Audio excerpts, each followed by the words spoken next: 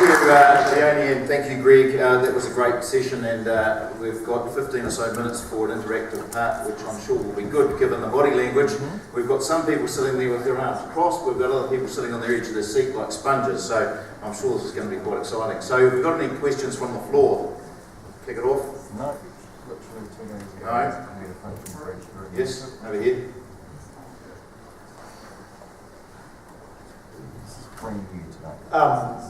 Greg and Leonie, thanks for that.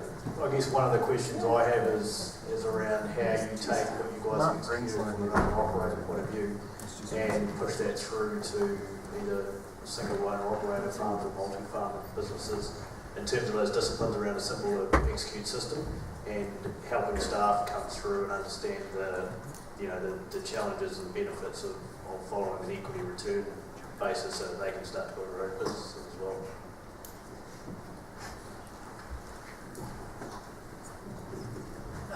Simon, principally for Roadley farms, by having a real simple, clear and limited number of key important KPIs is how we narrow that down. So we don't have a big range of complex things to think about, we don't have production targets to think about, it's just really simple pasture-based decisions. Dry-off covers, what we only talk about, dry-off covers, pre-graze and residual management, so limiting the number and having system simplicity means you can actually replicate that with limited, with reduced oversight versus a system that's more complex. Yeah, our systems sound incredibly similar because our philosophy is similar, which I hope is obvious.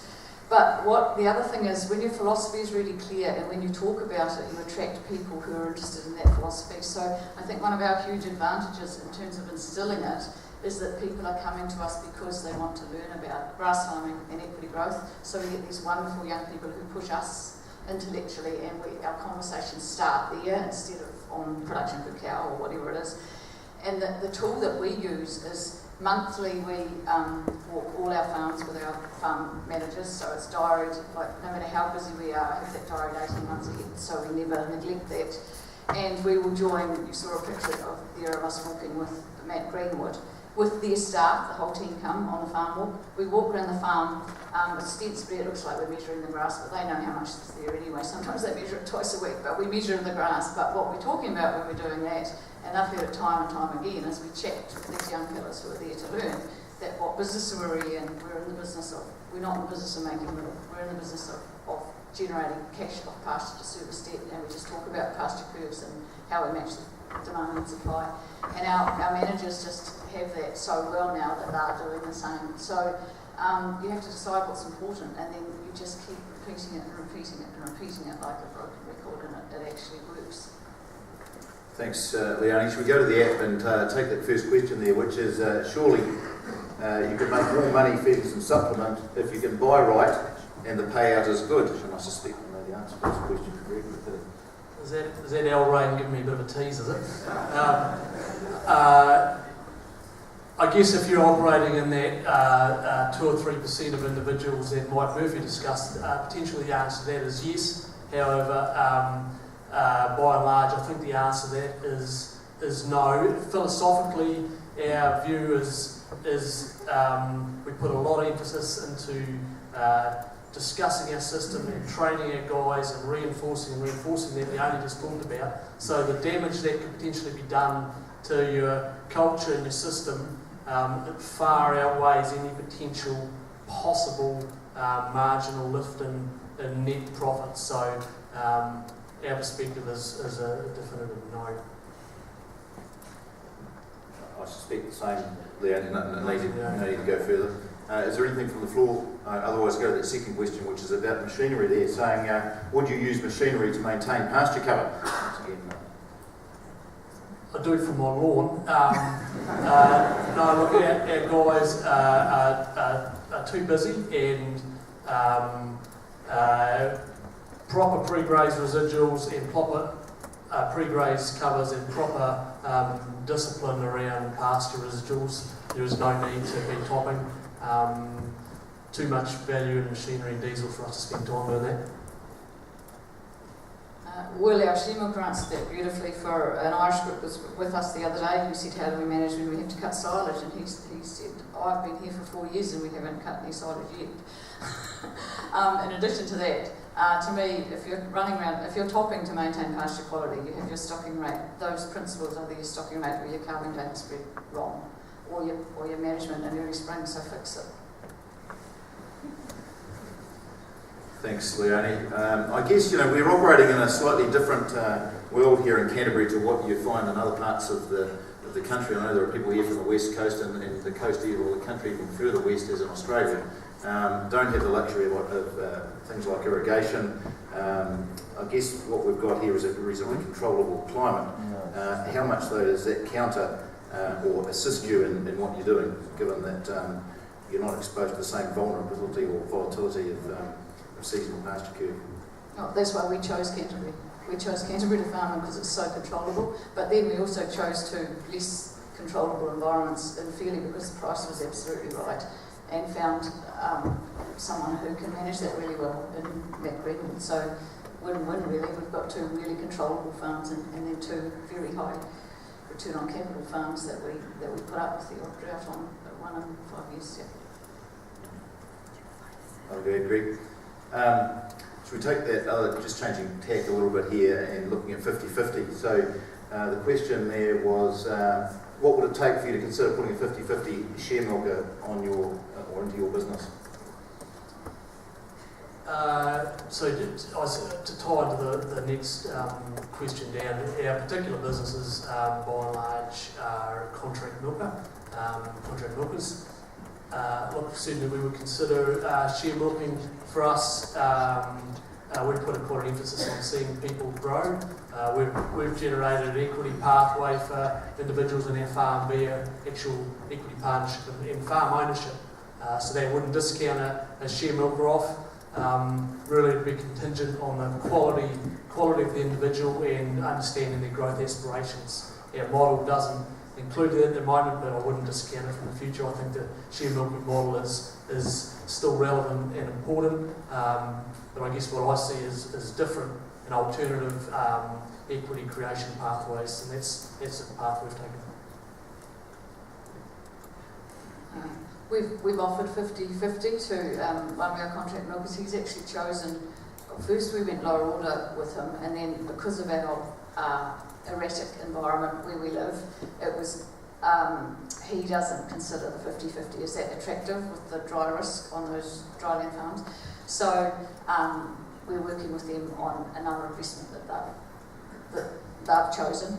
Our lower order share milker at home, again, we are determined to help find options for these guys because we want to keep them because they're really good. So we need to help find options for them to expand, or if they can bring them to us. One possibility we're considering is perhaps to lease a farm. You could walk into probably a farm somewhere in Canterbury that's got a cost structure of $5.50, offer him $1, take $1.50 out of his cost structure, stick high BW heifers or carryovers or whatever in there and make a really high return on your cows, and we could go halves or whatever. I think there's 1,000 ways to skin the cat to take the opportunity that's in front of us at the moment, where we've got some stressed farms who are over indebted, maybe have high cost structures, to create a win-win-win for the bank, the current operator, and our young guys who know how to run a $3.40 production cost system. I just think the opportunities are endless in the current environment. Thanks, Leonie and Greg. I think what you're doing there is you're summing up where to from here. There are other opportunities, and suggesting just got to be a bit more creative. I know, Greg, you'll think about other investment opportunities as well. So, any other questions out there? Where's the roving mic? Anyone? On the middle way. Sure. System be made for a winter or table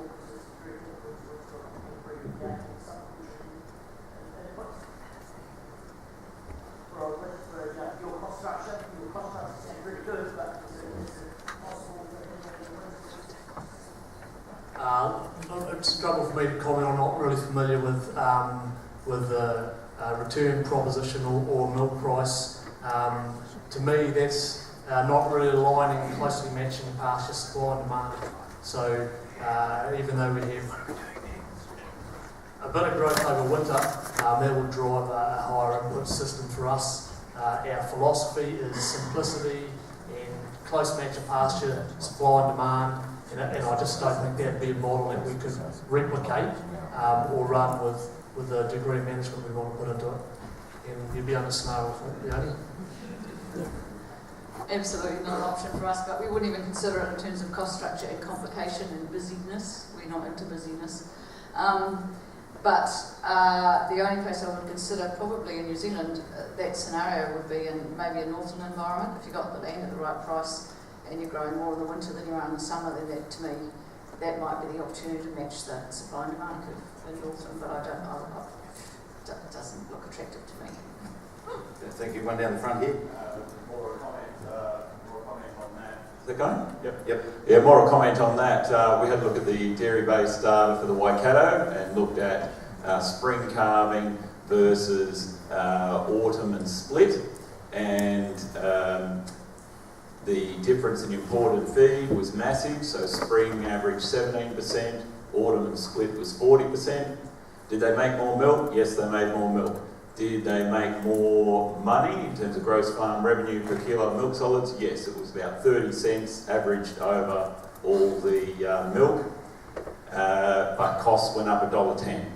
So you don't need to be a mathematician or economic genius to know if your revenue's gone up 30 cents and your costs have gone up $1.10, you're on a hiding for nothing. That's a technical term. The numbers are pretty clear there. One more out in the middle here.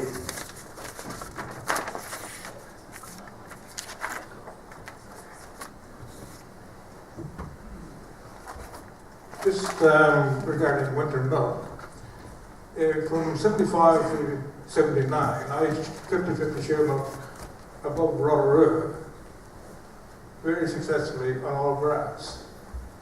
You know, there was no meal feeding or anything out there. I doubled the quota and made enough money to go and buy my first farm. The other thing I'd like to, Leonie, it was great to hear you talk about the EFS. That used to be a driving force for the real group of principles. Efficient farm surplus. And my first farm, actually, my farm surplus was very similar to what you were talking about.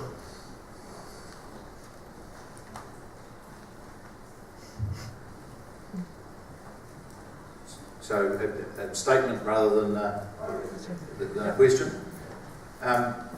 You're talking a little bit there about the winter thing. Can we just go back to that for a moment? Because all the focus here is about lactation and about cows through meeting or matching your feed supply and demand through lactation.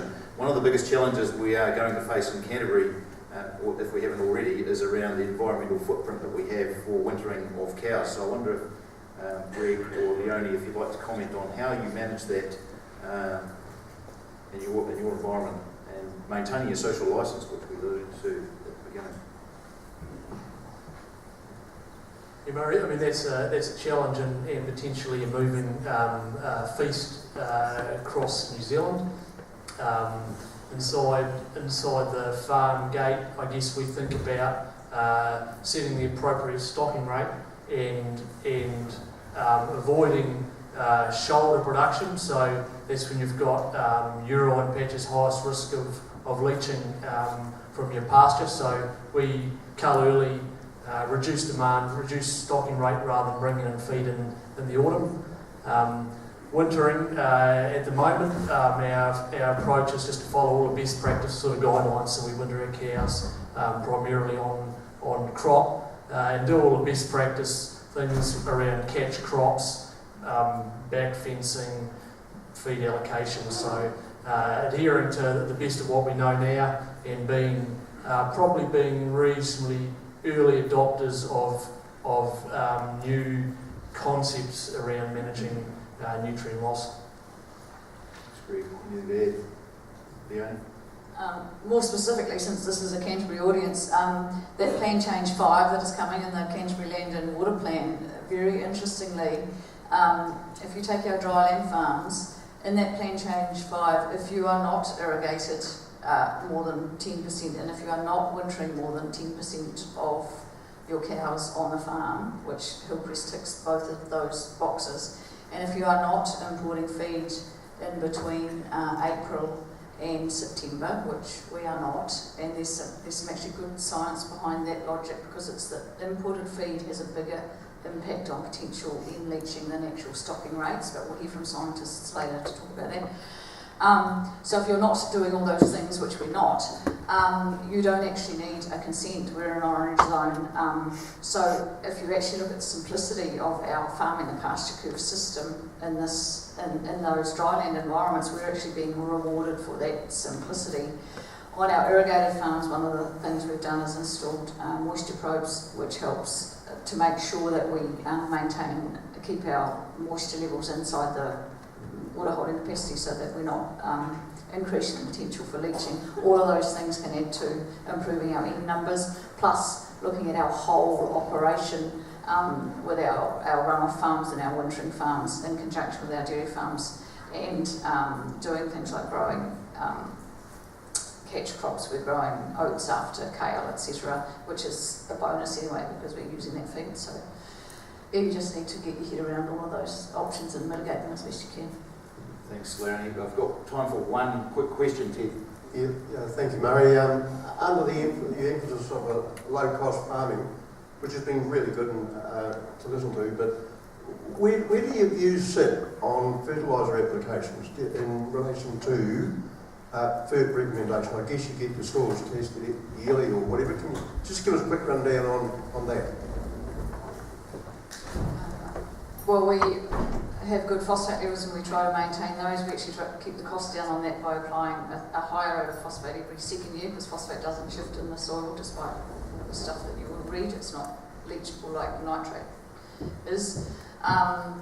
So we keep our costs down in terms of our cartridge because of our location by putting a bit more on every second year rather than an annual phosphate application. With nitrogen, again, nitrogen application is not the risk from a leaching perspective, so a big part of that is actually making sure that we're alongside the politicians and the people that are making the noise to understand what creates the real leaching risk. We would be using on our dryland farms about 160 units of N per hectare per year, applied in the autumn and in the spring, and sometimes in the summer, but very dependent on the rainfall, and on our irrigated farms up to 200 kilos of N per hectare per year. Just further to that, phosphate. Our phosphate approach is to run a pretty lean sort of input. We'll look at individual paddock levels, mine anything that's high, apply capital on anything that's low based on soil tests. I've actually done a bit of work for our own business correlating individual paddock yield with phosphate level. So we've, I guess, developed our own on-farm recommendations and target Olsen peas, which are probably a fraction lower maybe than what the industry would sit at. And we also look for small incremental savings around nutrient. Do you need to put nitrogen fertiliser near your gateways or along tree lines or at the backs of paddocks or the fronts of paddocks? So we'll try and squeeze every little bit of efficiency out of the system there and use the philosophy that I talked about earlier of the 2 to 3% sort of saving to drive the cost down. So apply an amount of fertiliser that's on the steepest part of the response curve. Thanks, Greg. Good place to complete the session there. So a couple of minutes over the time. I'm apologising for that. And one question outstanding, so I'm sure we can deal with that somewhere through the course of the next day or so. So please join me in thanking Greg.